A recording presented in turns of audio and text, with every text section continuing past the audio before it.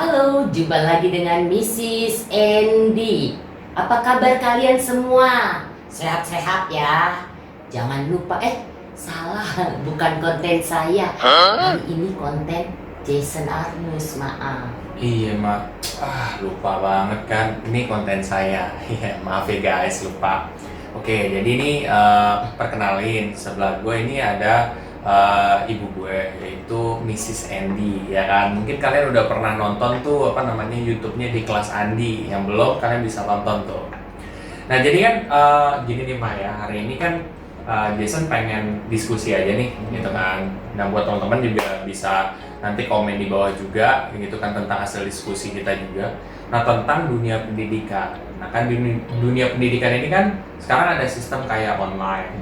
Menurut Mama bagus gak sih sistem online ini?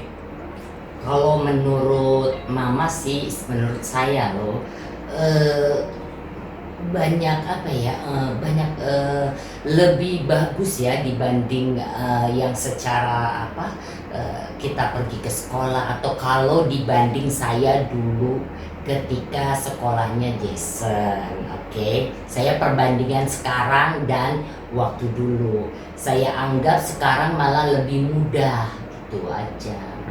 Sebenarnya kemudahan yang Mama lihat beda itu karena mungkin dulu Mama sering beli buku rumus buat Jason atau mungkin apa sih Mak gitu? Oh, banyak ya, salah satunya yaitu kita harus kalau seperti saya nih ya, saya harus beli buku rumus ya. Buku rumusnya harganya kan lumayan supaya bisa ngajarin anak di rumah ya. Karena kan biasa lah ya, kita nggak mau anak kita bodoh, jadi biasa saya mencoba untuk belajar dari rumus-rumus itu, lalu saya ajarkan kembali sama Jason. Satu, belum ongkosnya saya harus bayar, belum harga bukunya itu lumayan mahal. Benar juga sih ya. Terus kalau ke sekolah kan juga harus ada biaya kendaraan. Jadi sebenarnya itu faktor-faktor kos ya yang Mama sebutin tadi. Ya salah satunya. Terus ada juga secara apa ya, secara psikologi juga banyak lah ya keuntungannya kalau secara daring ya, sekolah secara daring itu. Jadi sebenarnya kalau mungkin kita lihat dari kos ya kan, kalian juga mungkin bingung nih, ini bakal bisa menghemat apa enggak. Jadi sebenarnya banyak yang kalian bisa menghemat dengan adanya sistem online saat ini gitu. Mungkin ada kelebihan dan kekurangan juga kan Maya, maksudnya setiap sistem. Cuman ya plusnya yang seperti yang ibu saya tadi bilang gitu kan, bahwa kalian tuh nggak perlu harus ongkos lagi ke sekolah, nggak pakai uang jajan lagi. Nah nggak pakai uang jajan. Nah ibunya tuh malah jadinya bisa save ya, save money lah ya. Mungkin kalau murid-murid yang komplain nggak dikasih duit jajannya. Nggak bercanda guys gitu. Nah itu bisa lah kalian kong kali kong sama ibu kalian, mungkin dipotong, terus ibu kalian taruh buat apa namanya investasi ya, buat kalian di masa depan, atau mungkin taruh di tabungan, kan nggak tahu ya, itu bisa juga gitu. Jadi sebenarnya pintar-pintar alokasi juga nih. Nah tapi Mak gini, selain daripada sisi positif yang ada, sistem online ini ada sisi negatif nggak sih? Kalau Mama kan nggak tahu ya kalau yang sekarang, karena kan nggak punya anak kecil lagi ya, saya kurang tahu, kurang paham lah ya kalau soal itu. Tapi menurut saya sih kita lihat banyak positifnya aja lah ya. Kalau masalah sisi negatif, paling untuk ibu-ibu yang di perkampungan agak sulit untuk menjangkau internet, itu aja ya kalau saya sih ya, menurut saya loh ya. Tapi kalau menurut saya lebih banyak keuntungannya buat para ibu ya, para orang tua kalau anak sekolah daring. Kita juga nggak perlu was-was ketika anak kita pergi ke sekolah, apalagi sekarang banyak kriminal, ya kan? Kriminal itu kan berbahaya, banyak penculikan, banyak virus. Belum anak kalau kita nggak tahu apa dibully gimana, ayo pikirin gitu Kak. Psikologi anak itu, kalau psikologi anak kita nggak nyaman pun nanti orang tua kan pasti kerja kan, misalnya yang ibu atau bapaknya kerja, kasihan kan, jadi di kantor jadi ikut was-was, ini anaknya gimana nih, lain lah pokoknya daring itu banyak keunggulan, lebih aman di rumah, anak lebih bisa fleksibel cara belajarnya karena sistemnya nggak harus terpaku hari, misalnya jam ini nggak perlu, jadi ketika dia lagi siap aja bisa juga dia lagi mendengarkan musik, kan banyak gitu. Jadi otaknya malah lebih lebih berkreativitas ya, maksudnya kreatif gitu. Ya. Jadi sebenarnya kalau yang Jason lihat ya, sebenarnya itu tuh tergantung kita mau memandang dari sisi apa gitu ya. Kalau kita mau ngeluh atau apa ya bisa-bisa aja. Oh mungkin kayak orang tua jadi repot, harus ngajarin anaknya, harus kayak mengayomi belajar, padahal kan harusnya guru tuh untuk yang ngedidik dan lain sebagainya. Ya bisa-bisa aja kita berpikir ke situ, tapi pada akhirnya kan nggak akan menyelesaikan masalah juga kan. Jadinya mungkin yang seperti Mama tadi bilang juga kan, bahwa ini tuh harus berpikir positifnya gitu loh. Banyak kita pembulian contohnya tadi kan, nah itu bener juga tuh kan nggak tahu tiba-tiba misalkan anak-anak kalian dibully sama orang, ya namanya anak nggak mau cerita, nanti pada akhirnya panjang atau mungkin diancam.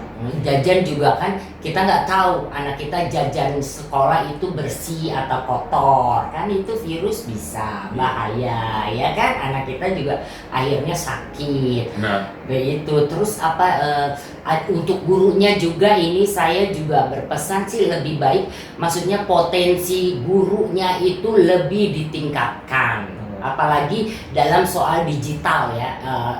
Digitalnya sekarang kayak kita jadi lebih berkembang lah ya, lebih kreatif juga gurunya, jadi menerima informasinya juga ketika ngajar ke murid lebih kreatif.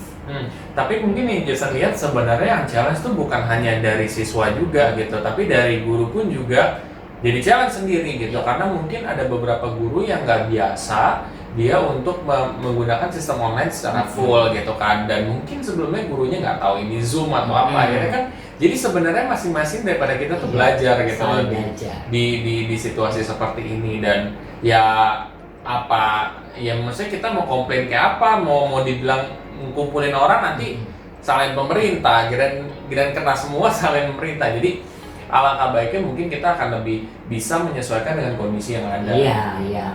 Untuk guru ya itu juga kan nggak mudah loh jadi guru ya.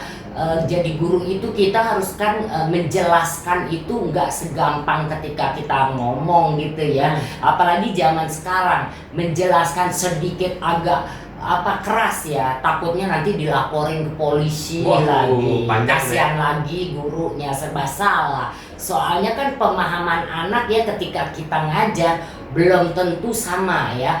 Ada anak yang lebih cepat, ada yang agak lambat. Makanya di sekolah belum tentu setelah guru ngajar nilainya 10 semua kan, atau 100 lah ya gitu. Atau 100 gitu. Jadi nggak mudah gitu ya. Makanya ketika ada daring itu, anak yang kayak kita intelijensinya lebih, dia lebih cepat paham dan dia lebih bisa belajarnya lebih bisa kalau Mama bilang, jadi harusnya dia level ini dia bisa ke level lain, jadi peningkatan, dia nggak usah nungguin yang satunya. Iya benar, jadi dia bisa meningkatkan kualitas dari diri dia lah. Iya, gitu. Jadi nggak perlu ngikutin misalnya harus nunggu yang bodoh gitu kan. Jadi dia bisa belajar hal lain lagi gitu kalau di daring. Kalau menurut Mama, kalau di sekolah kan dia harus nunggu juga yang ini, jadi satu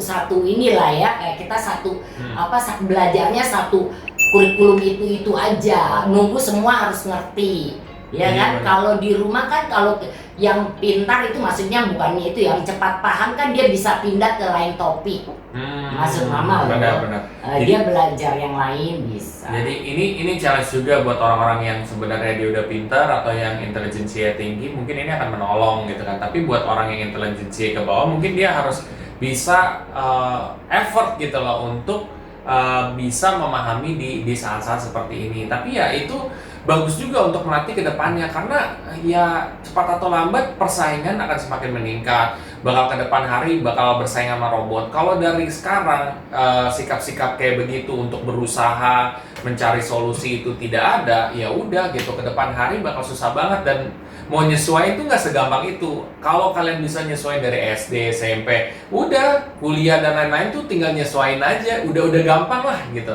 Gimana Mang? Ya, terus juga ya untuk yang agak lambat berpikirnya, maksudnya pemahamannya agak lambat, Ya. dia juga nggak bakal ketinggalan penjelasan pendidikan itu. Iya benar. Nah, karena kan dia bisa ngulang lagi, Oh, ya iya. kan, maksud dia bisa lewat internet atau apa kan, dia bisa cari gitu kan. Kalau di sekolah kan ketika kita nulis guru dan jelasin ini udah hilang tuh.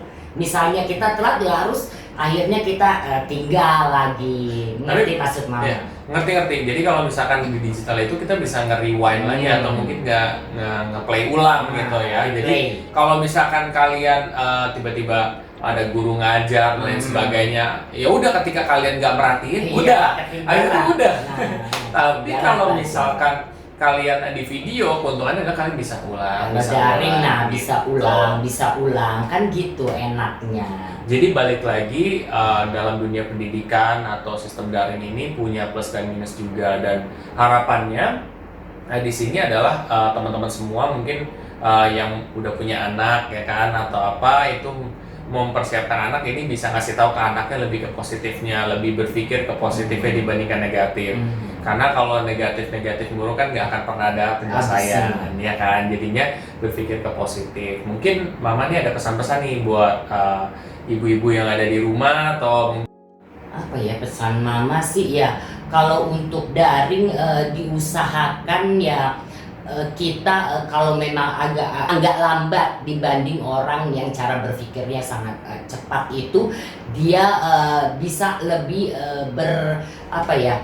berkreasi ya. Berkreasi artinya dia bisa melakukan hal, misalnya dia dengerin musik gitu lah, jadi agak rileks ya. Jadi agak bisa rileks gitu kan. Kadang orang suka tegang. Biasa anak-anak seperti itu agak tegang ketika diajar, kayak apa ya, gap gitu ya. Itu masalah biasanya diusahakan mungkin dia bisa dengerin musik gitu kalau di model daring itu. Ya, gitu. jadi harapannya siswa bisa lebih santai aja Lebih gitu santai. dalam mungkin menerima pelajaran yang mungkin kalau di sekolah kalian harus begini ya kan, dengerin guru, Kaku ya, dimarahin kalau kalian apa mungkin kaku lagi. ya kan. Kalau misalnya di rumah ya sampai memarahin, yang penting kerjaan beres. Beres. Malah kalau saya bilang jadwal pelajaran dia bisa buat sendiri. Ya benar. Dia bisa buat jadwal sendiri. Oh, jam berapa saya ngerjain ini, jam berapa. Kalau di sekolah nggak bisa, harus ikutin semua aturan itu. Betul. Kalau di rumah kalian tuh bisa ya ngatur jadwal sendiri. Lebih fleksibel juga, enak lah. Benar. Nggak apa ya, otak juga nggak yang press banget gitu, apa ya, nggak sampai harus gitu, kayak dikejar waktu gitu. Nggak perlu jadi. Nah, oke, gitu aja teman-teman semua. Itu merupakan diskusi saya sama ibu saya juga kan tentang pendidikan sekarang. Juga mungkin ini bisa memberikan masukan buat orang tua murid ataupun mungkin anak-anak yang masih duduk di bangku SMP, SMA ataupun kuliah ya kan, di dunia pendidikan, bagaimana bisa menyesuaikan dengan kondisi yang ada. Nah, teman-teman, kalau misalkan kalian punya anak atau apapun, bisa tuh belajar dari kelas Andy. Jadi ada YouTube kelas Andy, di situ nanti kalian bisa tonton tuh, ada video-video barunya setiap minggunya untuk belajar tentang pendidikan, terutama matematika. Oke semuanya, kalau kalian merasa video kita sangat bermanfaat, kalian bisa share aja ke sosial media kalian, dan jangan lupa untuk subscribe di channel saya dan juga channel ibu saya, Kelas Andi. Sampai jumpa di video selanjutnya. Terima kasih. Bye-bye.